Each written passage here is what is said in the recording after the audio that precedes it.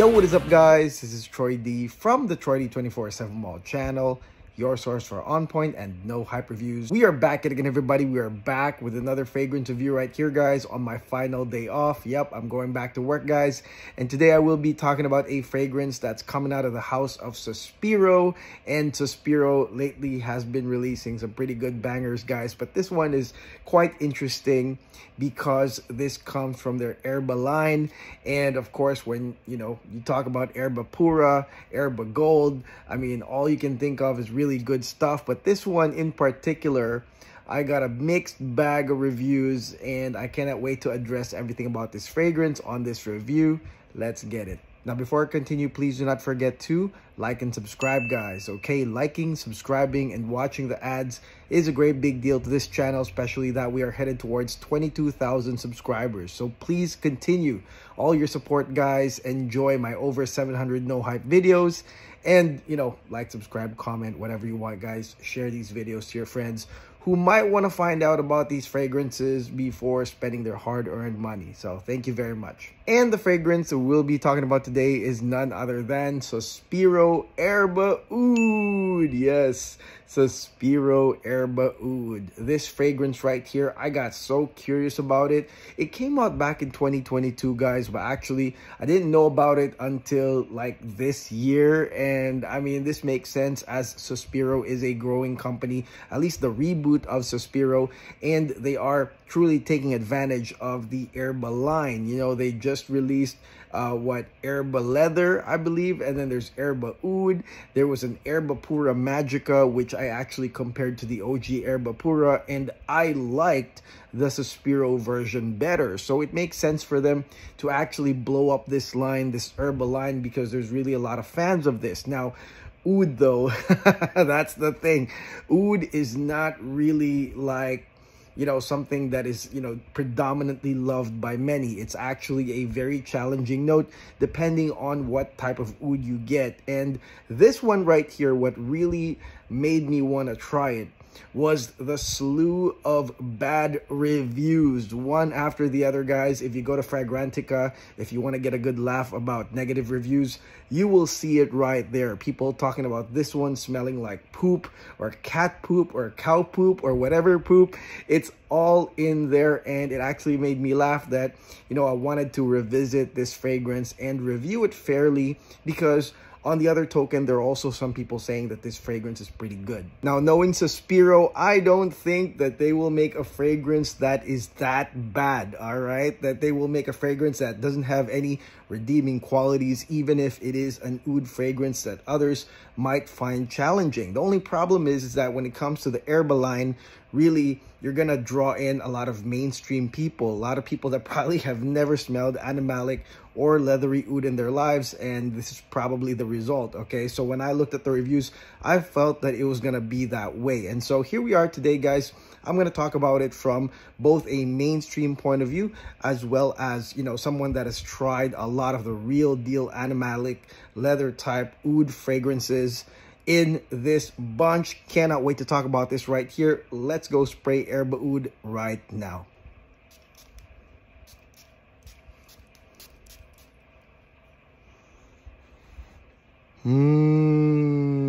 Okay, guys, now let's talk about this fragrance right here. Pretty controversial with a mixed bag of feedback.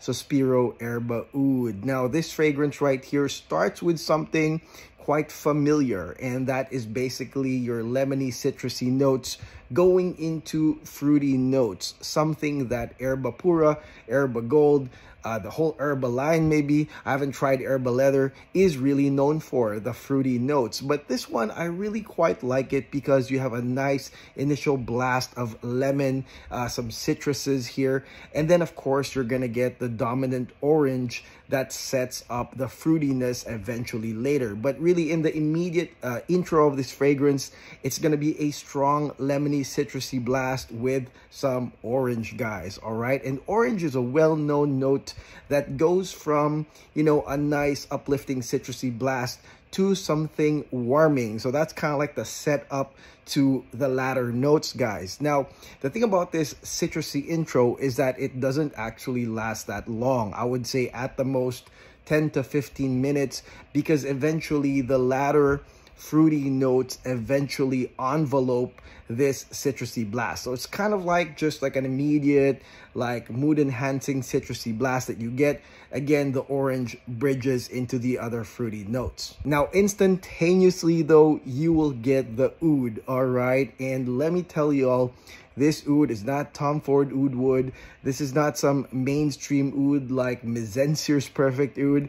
No, this is the real deal oud right here. And it is a very funky, slightly animalic, leathery type oud. There is some funk here. It's kind of like a pungent, like animalic smell. I would say slightly fecal. There's a fecal aspect to this, guys. I wouldn't say it's that strong, but I would say the pungent, leathery profile of this oud really comes out on the first spray of this fragrance, guys. Now, I got to smell this oud when I went all the way here, close here, and I got to really smell everything. And I said to myself, this is actually where all the bad stuff is coming from, all the bad reviews.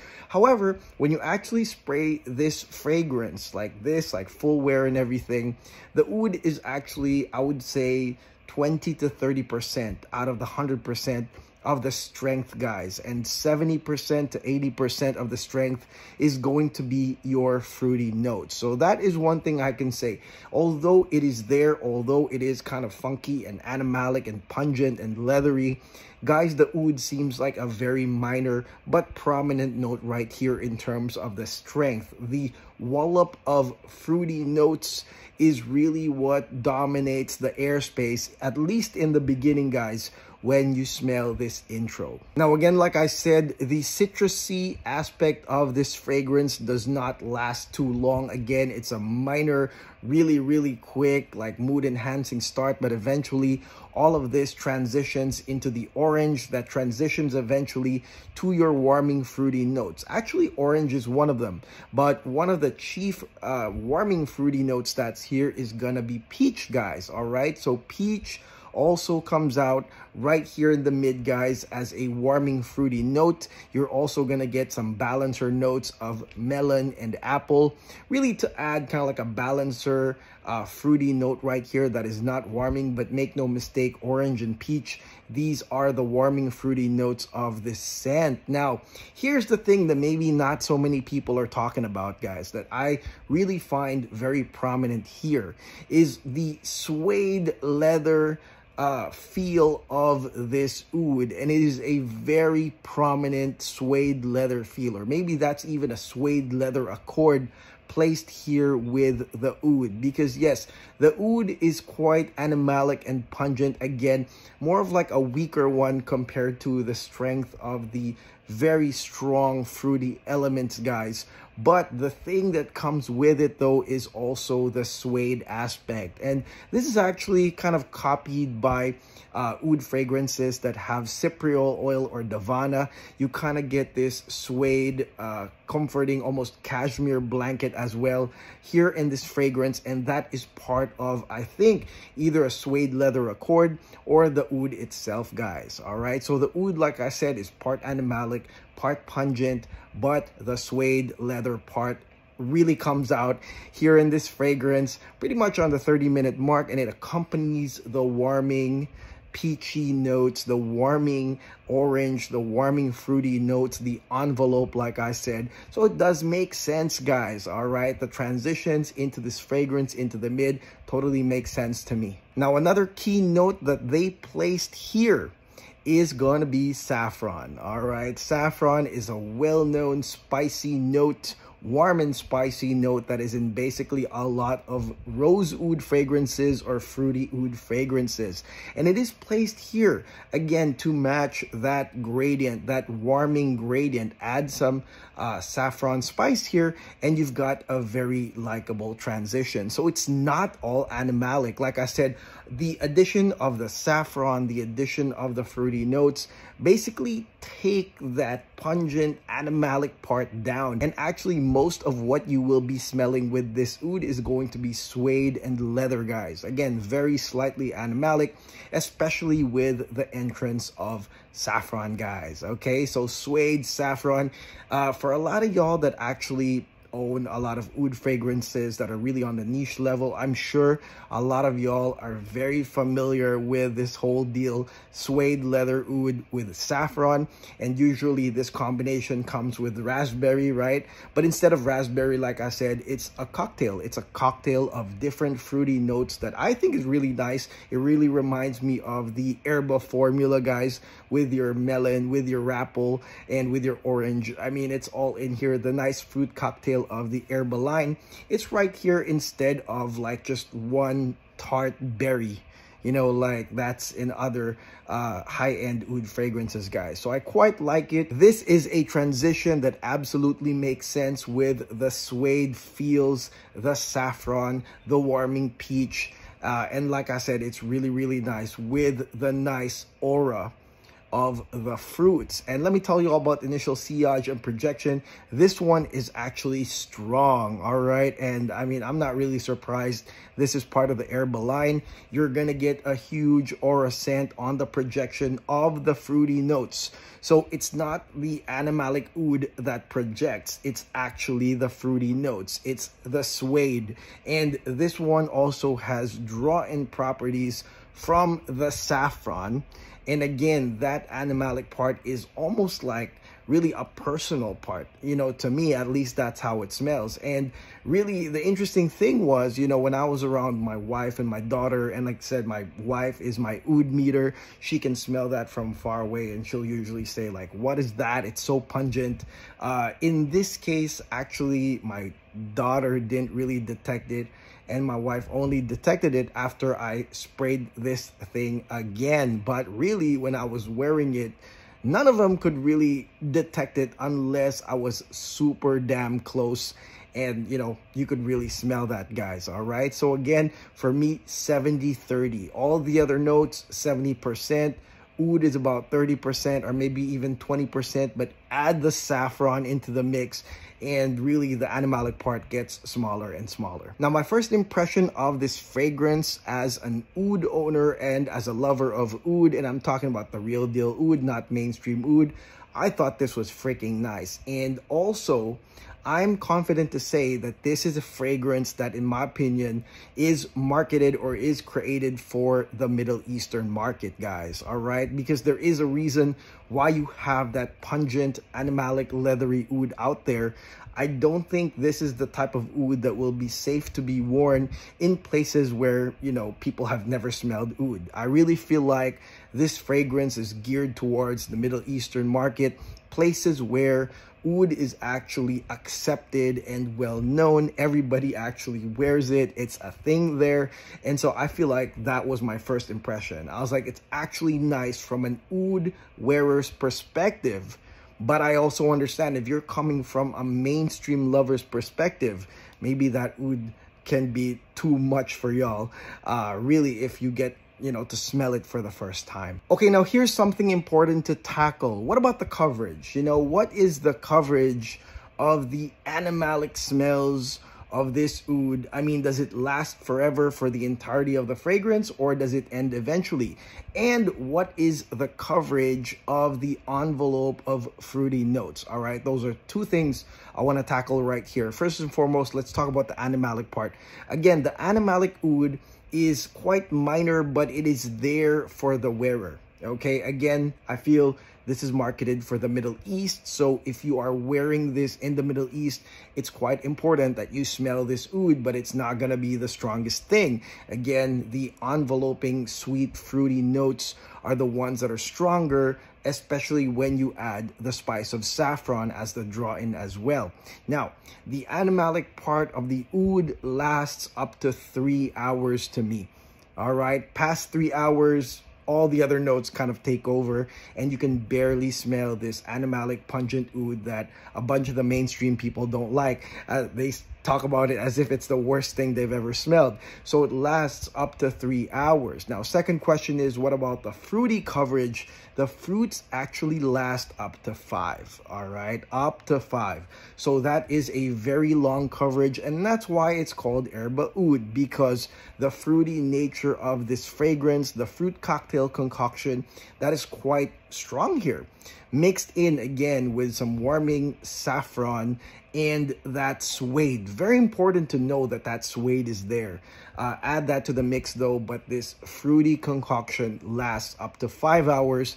That is a very long coverage here in Erba Oud. And finally, let's talk about the dry down in Erba Oud that starts on the 5-hour mark, in my opinion, guys, once the animalic facets kind of go away, guys. But this dry down apparently is the most beloved one, the most beloved part of this fragrance by the mainstream. And it totally makes sense because this is the part where, you know, the animalic part is really gone. And what takes over is actually vanilla, amber, and musk. All right, mostly vanilla amber fused together and the gradient of musk to denote sensuality and luxury here in the dry down, guys. It's a sweet amber vanilla continuation from the mid that was fruity, so it still goes into a comforting sweet ending. Now, if you are familiar with this combination, vanilla, amber, and musk, this is actually kind of like a femme style ending. All right, however,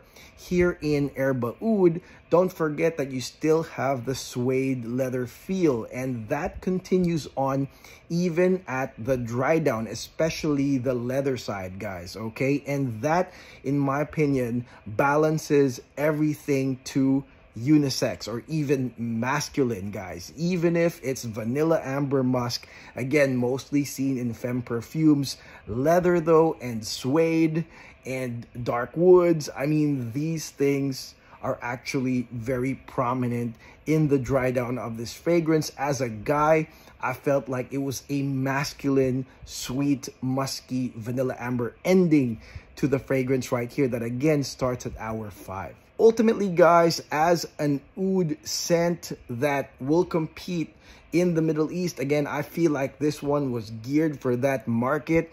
I would say that this is a very, very good release by Sospiro. Now, let me tell you all that this is not a beginner's oud perfume, and I've reviewed so many other perfumes where I've said blatantly like, hey, you know what, this is a great intro to oud, this is a great start to it. This one, unfortunately, is not. I feel like this is for those that actually really collect oud, you know, those that have tried maybe Spirit of Dubai, Boudicca the Victorious, some of the, you know, harder ouds actually, guys, not necessarily like animalic, but those that have tried like leather, cypriol, oud, and suede all in the same mix. You know, if you've tried like Spirit of Dubai Maidan, Boudicca Complex, and some of the other rose ouds, I feel like you need that precursor to really understand the concoction that Sospiro made here, guys. So again, let me warn you, this is not a mainstream intro type of oud.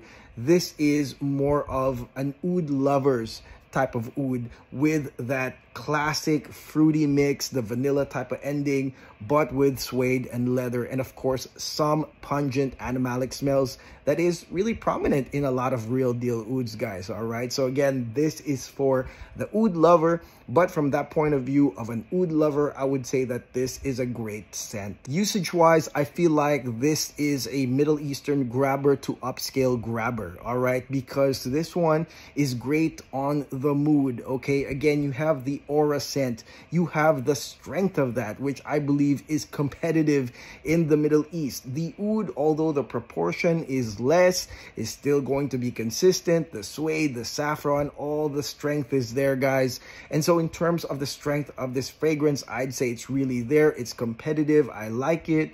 And so it is a nice mood enhancing or mood creating type of fragrance for, I believe, the Middle Eastern customer, guys. And unisex wise, yes, it is unisex, but again, I believe that this is a masculine fragrance, guys. The appearance of the suede and leather here being consistent almost all throughout the fragrance, I feel makes this fragrance lean masculine. And I would say try it, guys. I got this one from Oswald Perfumery, and you can get a sample from there, I believe, and other decanters, other perfume stores. And the thing is too, is that because of all the bad reviews and really not a lot of people clearing the air about this fragrance, you know, the price, the discounter price of Erba Oud is quite low. All right, I believe it's like $300, $400 retail, but you can get the bottle as low as $200, guys, on the discounter market, guys. And again, this is from all the kind of negative reviews, and maybe no one wants to touch this fragrance. But again, in my opinion, it's a great deal if you can get 100 ml for $200 to $250, because this is quality oud. I gotta say, this is some real pungent leathery suede oud that really blends in very well with everything. They made sure that it was pungent because, again, this is for, I wouldn't say the mainstream market, but the Middle Eastern market. It's part of the whole experience. But make no mistake, the Erba experience is here as well, with a dominant fruity and sweet barrage of notes here in this fragrance, projecting real strong and loud, just like how you like your Erbas.